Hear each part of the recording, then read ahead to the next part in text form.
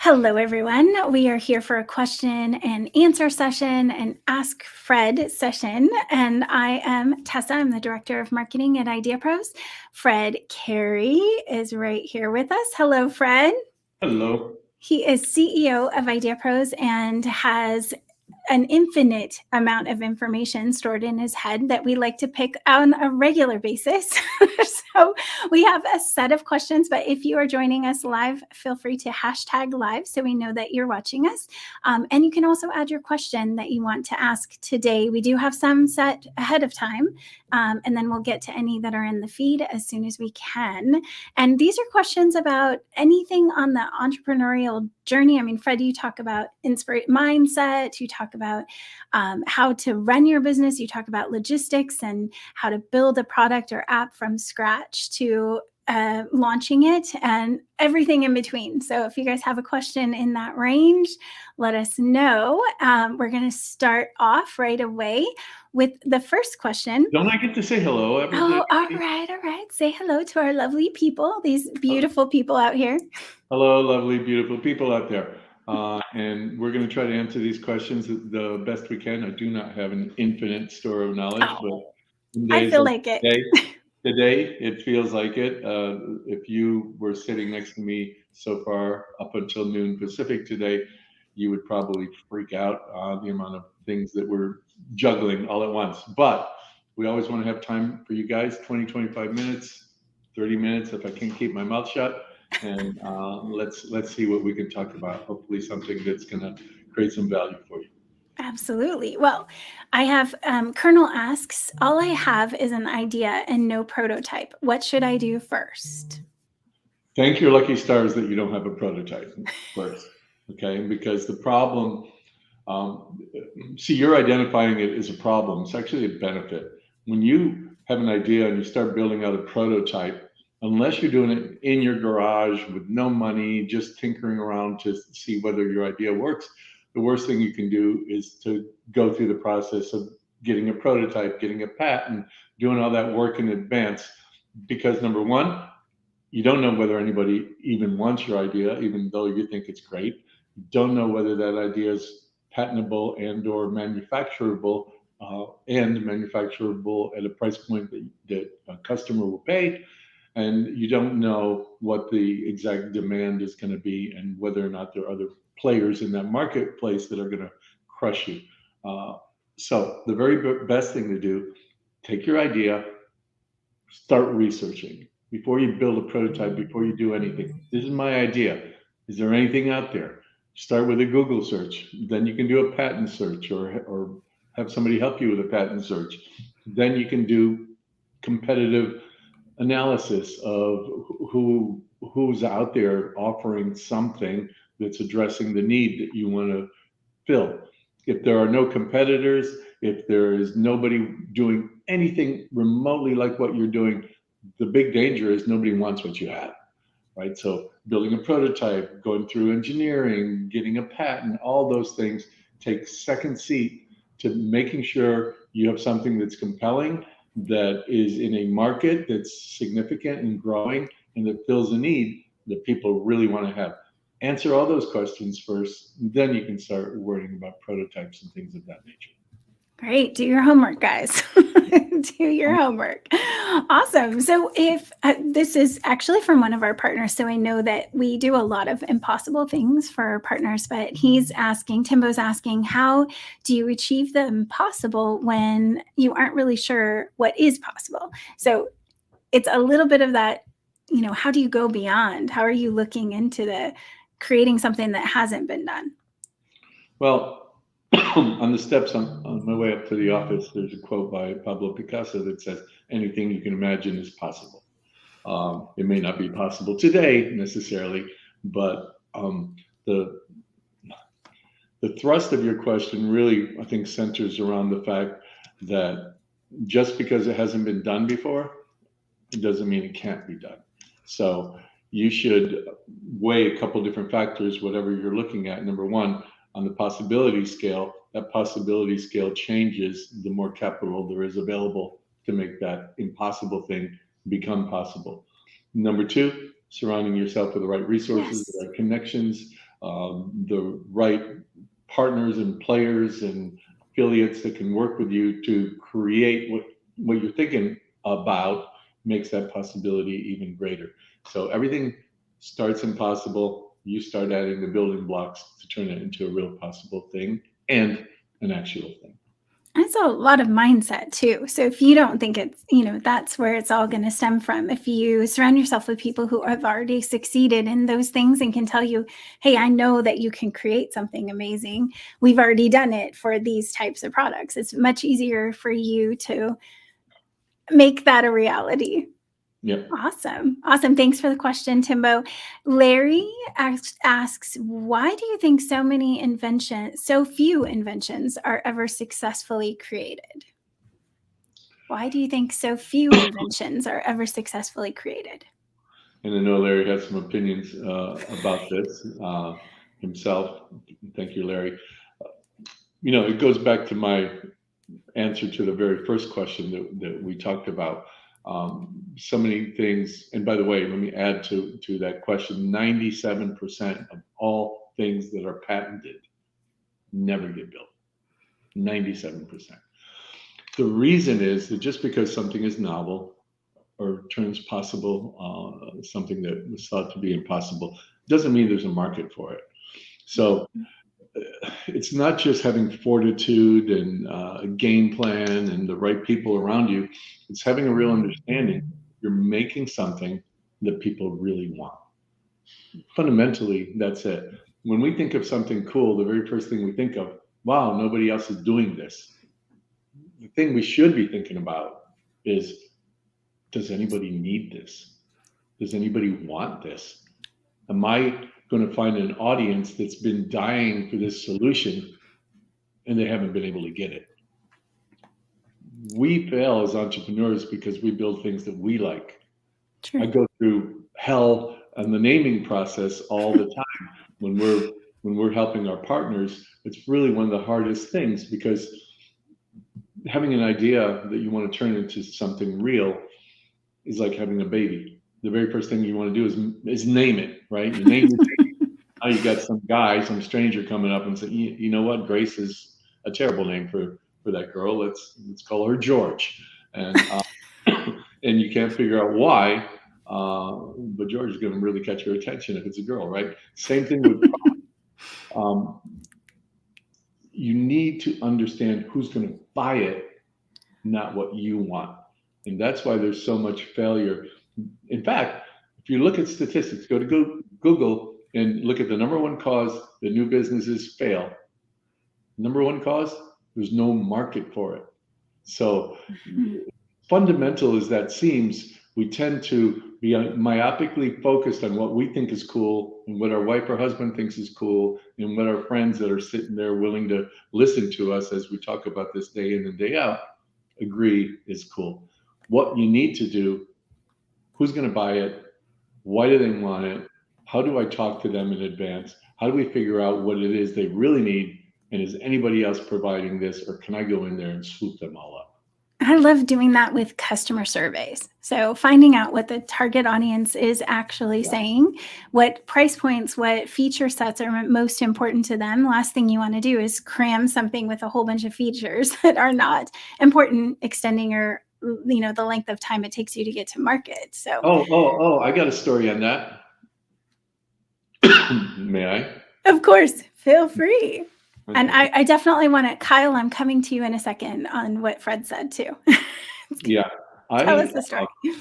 I had one of my companies that ended up going public. But with our first product that we built, we knew there was a demand for it.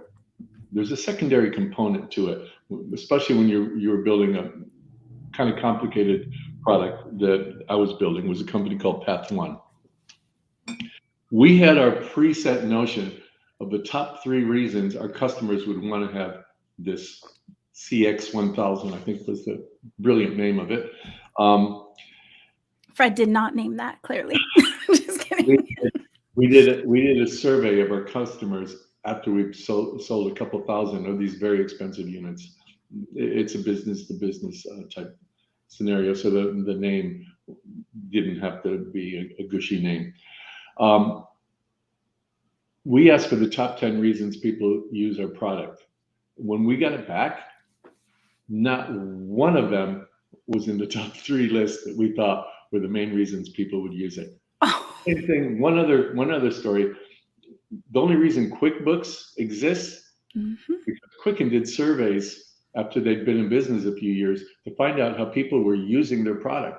And it turned out that over 50% of the people using their product were using it for their small businesses. And it was meant to be a personal financial tool. And instead, they invented QuickBooks in response to that demand. And now QuickBook, I think it counts for 95% of the revenue. So find the voice of the customer and continue to listen to it all the way through the process. Then that minimal chance of surviving will become huge because you're providing something that people really want. And you mentioned the girl named George. I just wanted to say that Kyle said she really gets that, being a woman named Kyle. So Yeah. you feel it. But hey, you are memorable, right? Yeah, people remember. Exactly. So we have a couple more questions, and then I am going to go to the chat. I see you guys asking questions as well. So what is the most important thing about being an entrepreneur? That's from Evan. Controlling your own life. It's not about having an easy life, because you don't. It's not about having a predictable paycheck, because you don't. It's not about working 40 hours a week, because you'd work 40 hours a day if they added a few more hours in every day. It's not about any of the things like that. It's about the reward of being able to have your own life and figure out what you think you can do to make a difference in the world and set about doing it. It's very, very hard. It's very, very frustrating. But if you can make it through, it can be very, very rewarding as well, because you're doing what you believe is a great contribution to your world, or in some cases, even the world. Wonderful. Okay, so we have a couple more questions.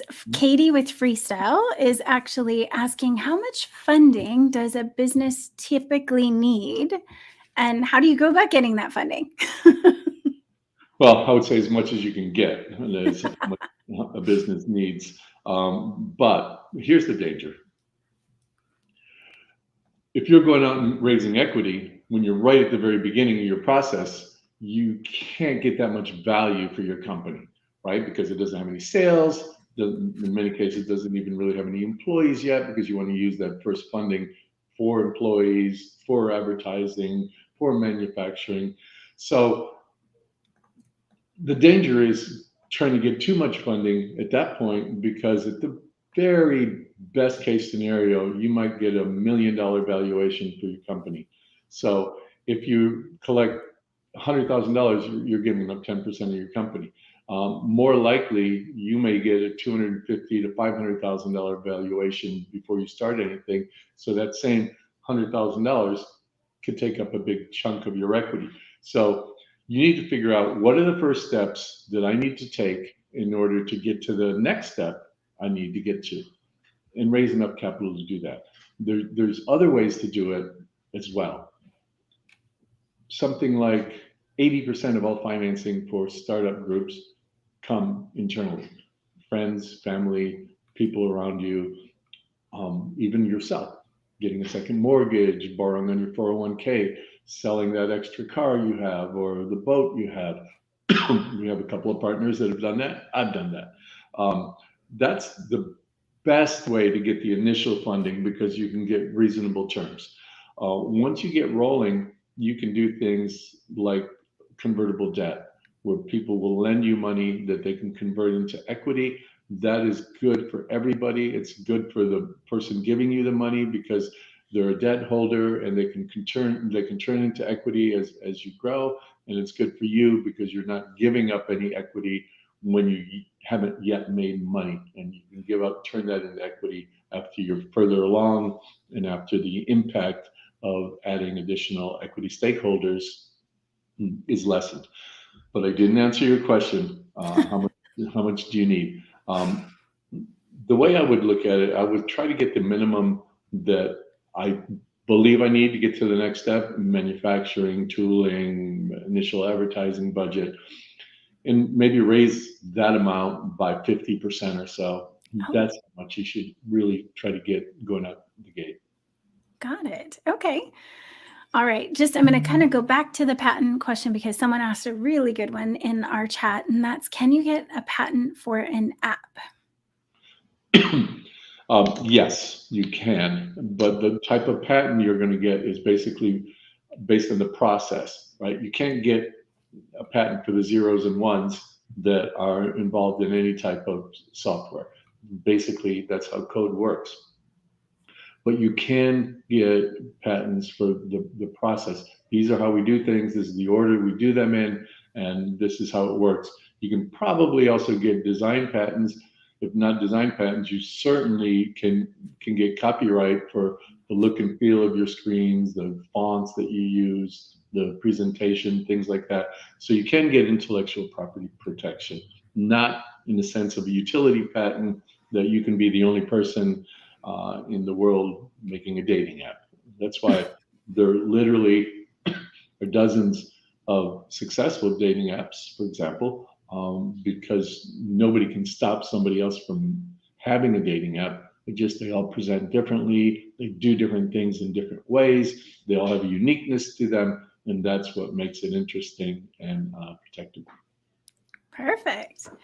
All right. Well, I think that wraps it. I know you have to get going, Fred. So I'm going to let you take off. I'm going to finish out here with everyone. Thank you so much for answering all those questions. If you think of a question later today, come back to this post and click on the Q&A form, and you guys can submit questions for our next Ask Fred session. So thank you very much, Fred. Yeah, Tessa, before you go, do we still have kind of an entrepreneurial checklist on our website? We do. And we have a resource page as well. So check out ideapros.com/resource. Resource, I believe, is what it is. That's all the videos that go through different categories. And then we also have Start Now. If you go to IdeaPros, you can click Start Now and you'll get a checklist through there as well. Yeah. So any questions like that about what you do, how you do it, when you do it, it's all answered on our website. It's all free. And the reason it's free, let's suppose you went to a brain surgery website and they laid out every single thing that you needed to do to have a successful brain surgery. It doesn't mean you're going to do it on your own, right? It's the same thing with entrepreneurship. Despite knowing every single thing you need to do, doesn't mean you're going to really be able to pull it off, because there are a lot of nuances. So surround yourself with people that can help you, that can be advisors, that can kind of direct you along the way. Because you get the results of an X-ray, what are you going to do with it? You don't know what to do with it, right? Same thing with a research report. There's an analytical component and historical component to anything that you read and look at, because if you have the experience, you can look at things, analyze them, figure out a game plan that a first-time entrepreneur will never be able to figure out. And for me, for example, I'm such an old dog, I do it in my sleep. And I'll say things other people will say, wow, that's a great idea. And for me, it's there just because I've been beaten about the head and body for so many years that I've figured out how to do a lot of things. So just because you know, or even if you know all the steps you need to take, really be careful and surround yourself with people who are friends, family, experts, more than friends and family, people who know the game and can help you go through it. That really increases your odds of making it. I love our community too of partners here on Facebook. So if you haven't followed us, hit the like and the bell to get reminders, because this is what we do. We also are encouraging each other. Fred has an Instagram channel, official Fred Cary, that has the purpose-driven entrepreneur focus, but it also helps you to really create habits that are going to make it, and surround yourself with people who are positive about the same things that we are. So we all want to make apps and ideas come to life, products and apps. So check out our website, and guys, we'll see you here Fridays at noon Pacific time. I'm going to let Fred go and say hi to you guys. Thanks, Fred. Bye. All right. Thank you guys so much for being here. Bongo, Patrick, We have Eric and Nicholas. I know you were asking about the angel investor seminar. I reached out to them to see if there's any way to get that replay or that they might host it again. I'll let you guys know if they do say yes to that, because I know I was able to hop on it and there was really good information in there. Sandy, great to have you here. Kelly, so we have Kelly and Sean Reed with Sage Scheduler. And Sean, I just now saw your comments, so I apologize I didn't have a chance to put those up there, but we love you.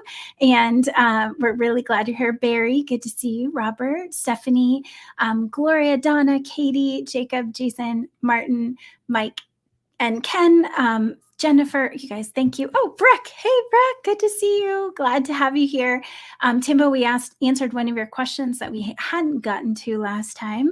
And Aziza, I almost brought all of my products in. I've been using them. So I ordered from Aziza, so her Raw Beauty Co. If you haven't checked it out, I ordered her products and I am addicted. They're amazing. But I was going to bring them in and show them off today and I totally love them. So I am going to bring them in next Friday and show you guys this amazing product, how beautiful the bottles are, but more importantly, how amazing the results are. I wish I was wrinkle free, but I'm getting there. So Vanessa, so good to see you with Zwizzy. Put your link in if you guys are one of our partners and you have a website live. Please put it in the chat. We love to let people know how to find you. And let's see. Oh, yes. Okay. So Fred and the Walmart connection, I am going to, we are probably don't have an answer for you on that, but yes, if we have a connection, we're going to try to use it for our partners. That's a fact. And Phil, you're trying to be the 3% that are succeeding in your product. Absolutely. Great to have you here. And there's Ziza. Yes. So the launched page, IdeaPros is doing a new page. Well, it's relatively new. So it is for our partners who have launched recently. So either they have a website up for awareness, they're working on funding, or their product is available to purchase. It depends on where they're at and, of course, how much their minimum order quantities are. So you can check out, Leticia, if you don't mind popping in the link for the for our launched page. I want to say it's ideapros.com/launch party, I believe. And it is also on the top of our website, so you can click launch party. We're launched. And it's so cool to watch these partners. In fact, I am going to do this really quick because I think it's worth seeing. Let's see if we can get this so you guys can see it. I love the page anyway because it has confetti. But on our website, let's see if we can show you, enter full screen.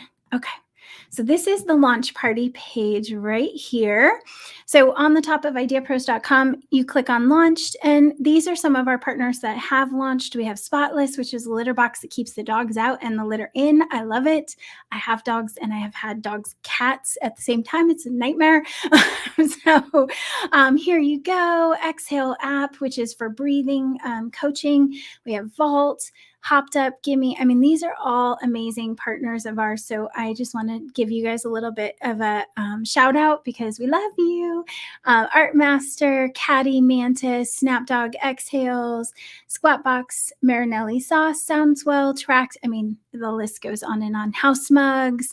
Got to get this Humbug, guys. If you haven't clicked on their website to go buy that, go check it out. It's a game. It's great for the holidays.